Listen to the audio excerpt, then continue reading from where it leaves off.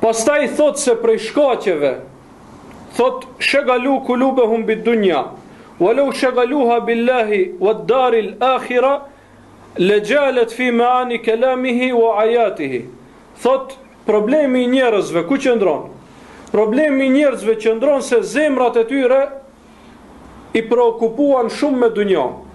Më thonë, pejgamberi alayhis salam ka bë dua, wala taj'ali dunya akbara hammina. O Zot, mos e bën dunjan brengën tonë më të madhe. Nuk bën që dunjaja të jetë brenga më e madhe, sepse kur të jetë dunjaja brenga më e madhe, do të bëhet sebeb që bësh mëkat sebeb pasaj.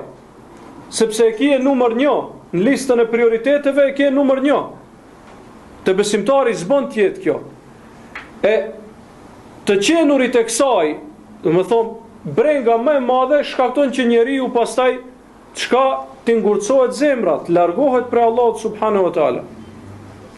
Më thonë, kjo është prej sebepeve të ngurcimit të zemrës. Thot, si kur ndodhte e kundërta, dunjaja t'ishte thjesht një nevojë e tyre, jo numër 1 në rang listë. Po thjesht një nevojë thjesht që duhet të kryhet. Kurse si kur t'ishte numër 1 Allahu subhanahu wa taala, feja e tij dhe ahireti, jo dunjaja, thot atëherë Allah do t'u hapte atyre dyert e urtësisë, e kuptimit të fjalëve të tij.